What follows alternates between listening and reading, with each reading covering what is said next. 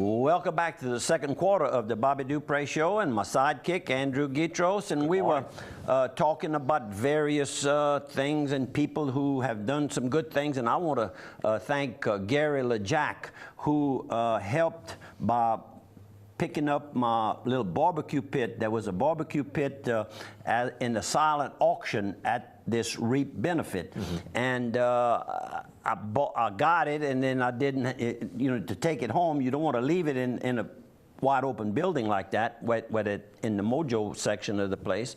So Gary says, don't worry, I'll pick it up front. So I rolled it up front, and Gary took it home for me, and I want to thank Gary. Then the next day or two, well, 2 days later, here comes his brother on a telephone call. He says, Bobby, where are you? I said, That's Sonny? That's Sonny. He says, where are you? I says, well, I'm at camp at 3 Mile Lake right now. He said, you going to be there a while? I said, well, I do plan on being there, but give me a call before what is it you need to see me about? Well, I have something for you. And I got to thinking, I said, I'm hoping it's what I think it is. Well, lo and behold, he calls me back. I've got it made. I'm going to hand deliver it to you. Show the photo, Steve. Rode by, and this delicious sweet potato pie. Let me tell you. And I had taken, you see that little piece that's missing right there? I don't think he had left my little camp and got up onto Highway 190. I was already cheating. It open, huh? I told him I wasn't going to eat it right away. Well, you didn't eat it. You just tasted it. I just tasted it. But then I tasted, you can see there's a slice that's cut there. I ended up eating the whole slice.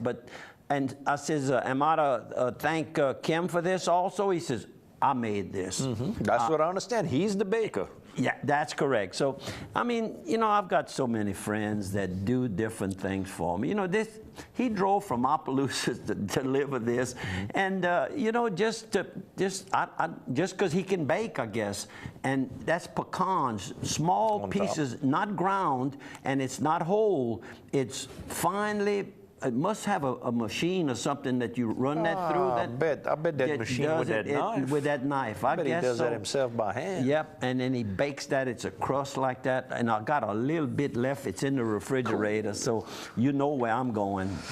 I'm going to get me some more of that pie. Thank y'all so very much. Well, while we eat, yeah, we better get. Let's get a couple of sponsors while we eat. Let's go to Steamboat Warehouse in Washington. Get Mama away from the smell of her own cooking. Go by Steamboat Warehouse in Washington.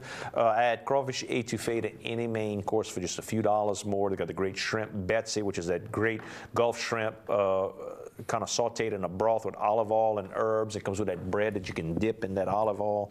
It's good stuff. Stuffed filet catfish, crawfish palmetto, which is that pan-fried catfish with the crawfish cream sauce on top with the tails and everything. The steaks are always wonderful. We talk about their best of the best adult libation, the Bloody Mary with the pickle Zydeco in it. They win every year. Chef owner Jason Huguet, Chef of the Year again, Restaurant of the Year again. I've got something to add to that. Go ahead. What?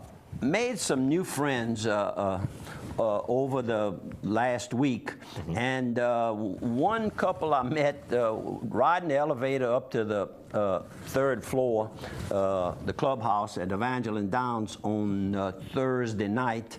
Got out the elevator, and there was this couple that rode up, and I introduced myself, and we started talking, and just hit it off. You know how you hit it off.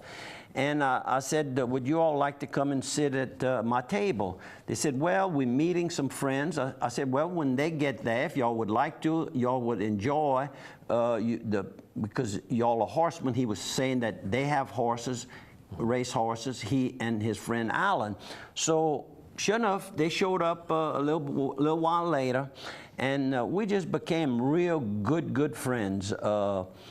Roger Riley, and they're from Arkansas, and Pamela is his girlfriend, and we have a picture of them right there. Right here. And that's correct, and I think that possibly was the first night I met them, Roger and Pamela. And Friday, they called me during the day. They said, we want to take you out to dinner tonight. And I said, well, there's no need for that. No. We just have enjoyed it. You gave us some good suggestions of where to go. We'd like to go take you to dinner. I said, okay, good. So went over to the hotel. They were staying at Evangeline Downs Hotel. Went there. They got in the car. They said, "Where are we going?" I said, "I would suggest the Steamboat Warehouse." And they couldn't thank me enough for the food, the service, the atmosphere, everything. And the atmosphere. We sat outside on the beautiful Bayou Cotablo. That's right. Just everything fit in just perfect. The food was good. The service was good. They couldn't get over, you know, the beauty of an idea of an old warehouse being converted into a ¡1 restaurant in the South. Or anywhere, for that matter. You educated them about the history of the Washington area, and the great boat tragedy that happened there on the party barge. You didn't go over all that. I think we went into that also. But just wonderful people. In fact, he has sent me a notice. He has a horse. He and Alan, which you'll see a picture. Well, let's get Alan. Yeah, right here. A picture right there. And on the left is Audrey and Alan. And Alan is, I mean, this guy, he's 39 years old. I overheard his age. And 39 and knows so much about the horse industry, the stallions, where they stand. And I found that out because the fella all the way on the right, Carl DeVille, has trained in Arkansas at Oak Lawn, and he's trained at the tracks in Kentucky. And Carl's got to know all that. I mean, it's his business. He better know. But he learned a lot of that working for Mr. John Franks. And then he ran and learned a lot when Mr. Franks had a very successful farm in Ocala, near Ocala, Florida. Sure. And then from there, he went all the way up north, Mammoth Park and Saratoga and all of Mountaineer, where, by the way, Roger and Alan have a horse running Thursday, today, the day the program will over at Mountaineer, a maiden race. So it looks like Alan is going to probably let the two of them working together on the racing farm, let Carl claim a horse for him here at Evangeline Downs. They loved Evangeline Downs. They went to the backside and saw the horses work and saw the nice stalls and everything that they have to take care of the horses. And it gives you a good excuse to come down, enjoy good food, good environment while you're watching your horse. And they went to Des Amis Saturday morning for breakfast. And I mean, look, they packed in a whole weekend. To my new friends, I really had a wonderful weekend. You all say y'all had a good weekend. Well, it's just as much fun for me to take you and show you and tell you the history. We just touched it. We got a lot more to talk to you about. There you go. We've also got Blue Bayou Water Park tickets that we're giving away. If you want a family pack of 4, you can text the word Bayou, BAYOU, to 64636. That's 64636. Send on a text the word Bayou, and you can win a family pack of 4 tickets. And one other thing, you know, we always talk about the fact that KDCG is a member of the Delta Media family, which is a bunch of television stations, a bunch of radio stations.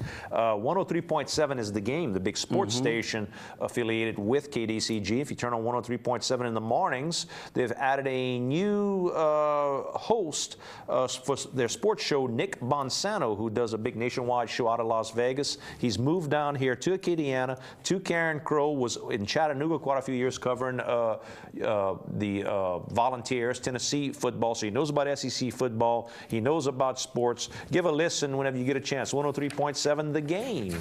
I've been contacted by T-Boy Hebert from over in Kenner to make a contribution like I've done the last couple of years to the UL sports program. Correct. And here's a guy living up in Kenner who just every month we get a nice newsletter from him.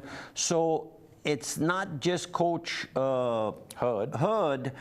They've got so many people in the background working. Terry Fontenot and others that I happen to know are really putting a lot of effort to bring this program back where it should be, and Lafayette can certainly support a big-time program. Sure. The oil industry is kicking. And let's talk about the death of Miss Janice Janice Mesh Duplantis. And of course, Janice was one of my longest term employees in OPAC Financial Services. We opened that office as that was the number 8 office we opened, but it looks like it happened so quick. It was almost just within the first year, I guess. Close to the first year. And she had been with us about 21 years. And dedication to a job, yeah, there's a lot of them, but I know of no one that was more dedicated to her job than her. There are others. I'm not trying to, you know, bypass others, but those of us that know the dedication, she was in the hospital knowing that she was dying of cancer. I mean, she knew it. And still wanting to know and giving instructions of how to run that office of hers. And trying to come to the office, and we had to settle it down and say, look, take care of yourself. Yeah, just a wonderful person.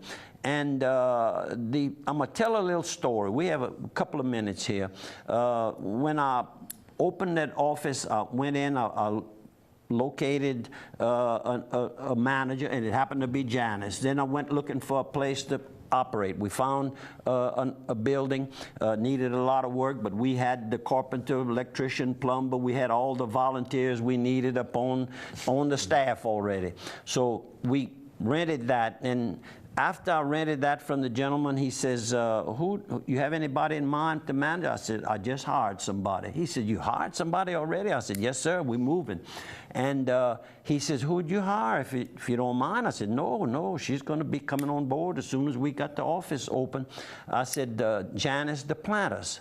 And he kind of made a little face like, and I said, looks like you want to tell me something. He said, well, yeah. He says, I got a story. He says, my daughter and son-in-law, or vice versa, son and daughter-in-law, went and bought some furniture, and it got financed with her, the company she was working, Brand X, before she came to OPAC.